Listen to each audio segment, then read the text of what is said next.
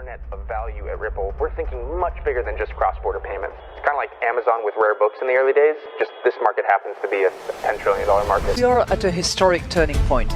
Said in the past that you are doing for money what email did for communication. Moving the whole revolution forward. Take on it. There's trillions of dollars parked around the world. XRP. Is there a possibility that Ripple could take over Swift one day? Well, welcome back, ladies and gentlemen, to another episode of 24 Hours Crypto. Let's get right into today's episode. We are about to see one of the wildest price moves for XRP. And in today's episode, I'm going to show you exactly where that's going to come from, how that's going to happen. And once you understand this perspective, it is game over. Because the numbers that I'm going to put up on the screen, you just cannot dispute with, because these are legitimate escrowed XRP scan updated numbers on how much XRP is really out there and how much demand is about to pour in. Okay. Ripple today controls 37.3 billion XRP and it is in escrow. So I'm going to put this slide up here that I created today. I went through XRP scan and I dissected it and I put everything into one little slide that you guys could take a look at it. Okay. And that's 37.3%. Okay, so of the total supply. On top of that, Ripple holds another 3.5 billion XRP liquid, equals to 3.5% of the supply. And then you got Chris Larson on the right-hand side sitting on 2.3 billion XRP, 2.3% of the supply. And then you have Arthur Brito. Remember the individual, the iconic tweet. And then after that, XRP started moving. Then nobody knows who he is. But he is one of the co-founders of the XRP ledger. And he's holding 1.3 billion XRP, 1.3% of the supply. And when you add it all up, you have Ripple plus its two co-founders alone control 44.4% of all XRP in existence. And I cannot believe the accuracy in that number that we just got 444. Wow. That's almost half the ledger.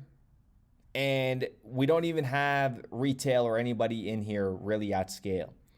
But it doesn't stop there, right? This is where institutions are about to move in now quietly, and they are. And they're not going to be playing the same game as you and me. Well, you and me now, maybe.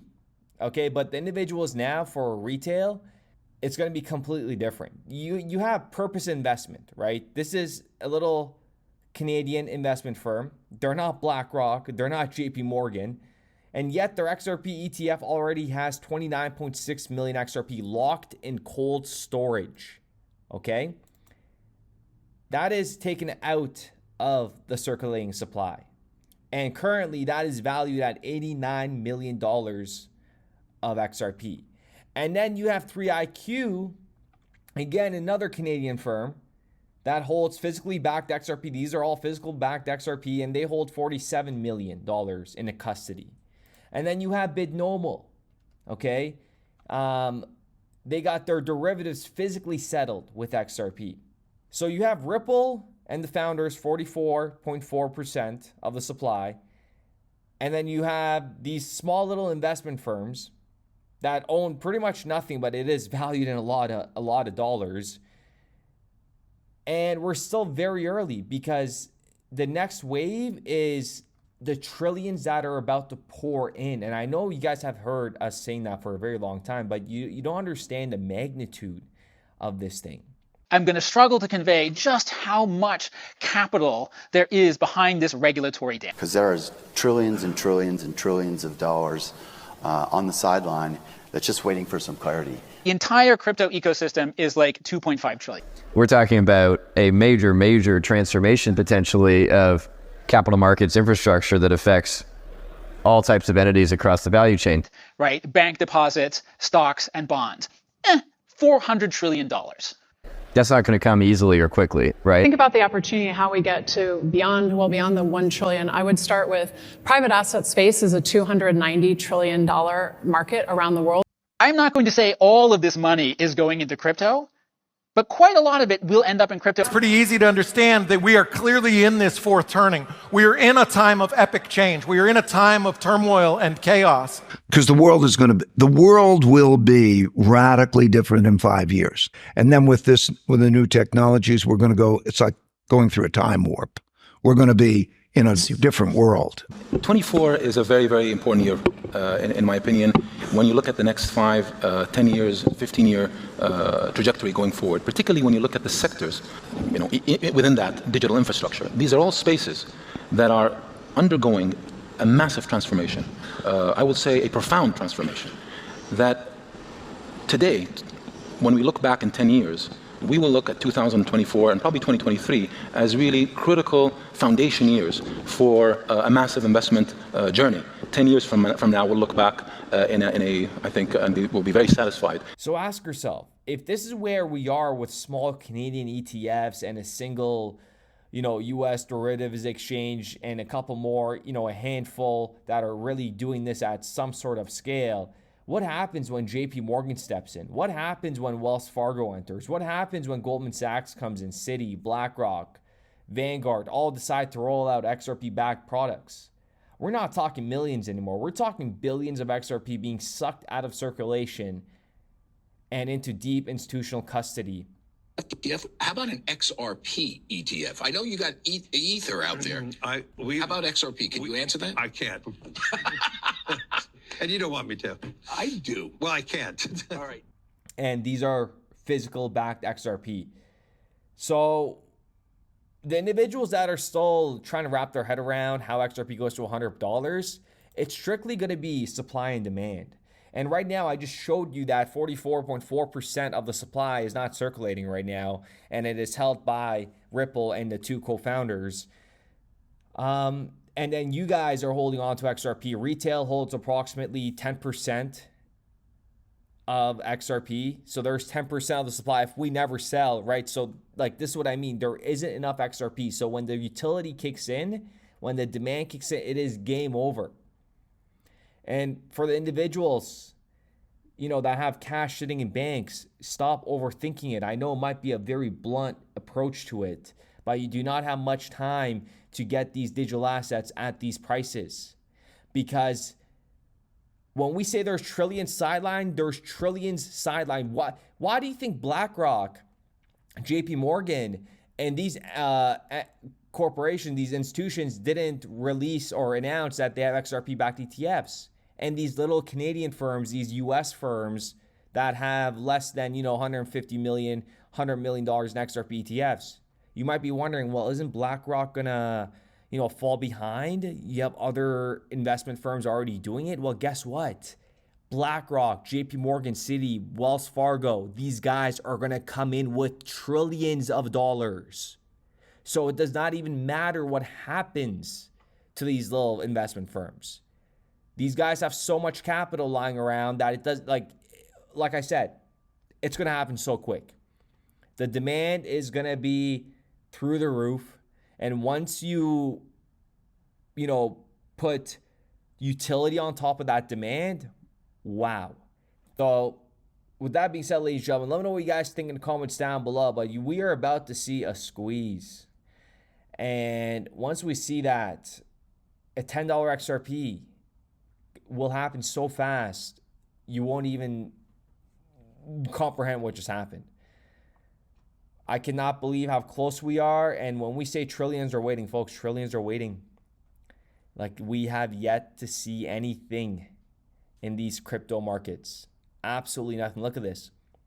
It's $3 billion in 24-hour volume. Did you hear me? $3 billion. $3 billion. $3 billion isn't even, I can't even use the word pocket change for institutions. It's literally a tip. A tip. If all these banks went out to eat, this would be a tip left for the restaurant. Okay, this is garbage. And we are about to see these 24-hour volume spikes for these digital assets that have real purpose in the next financial ecosystem. And you could say whatever now, but I know at the end of the day, we are so right. It is amazing.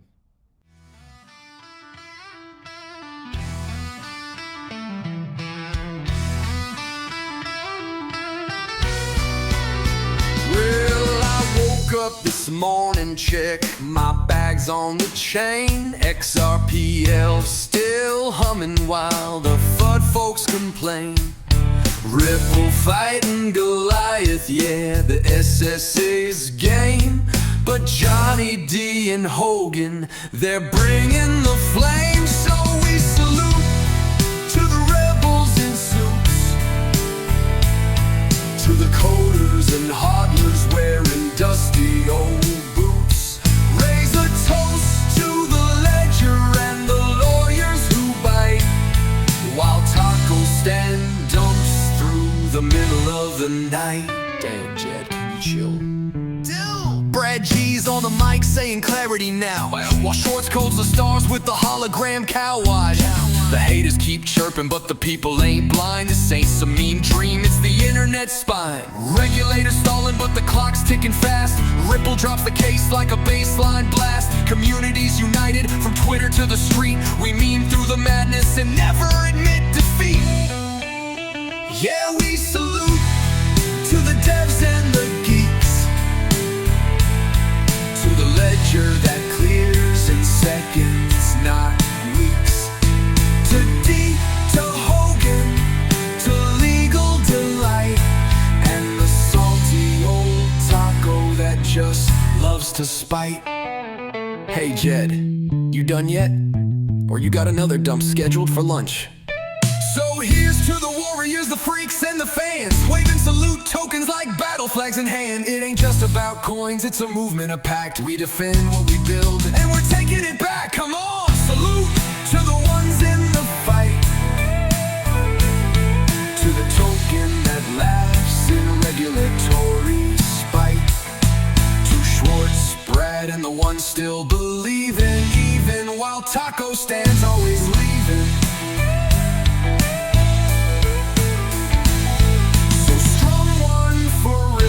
One for XRP, and raise your guitar for decentralized dreams. This song's for the ledger, the truth and the proof. With a smile and a nod, we say salute.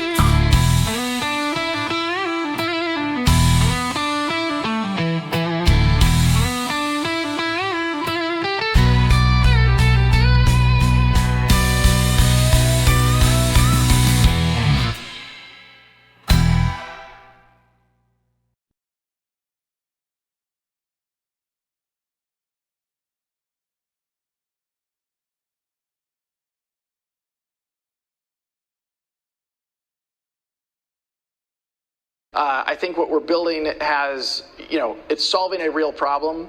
And I think all of the tokens, my advice to anybody would be, understand the utility. If there's real utility and there's real value being delivered to a real customer, there will be value in the token.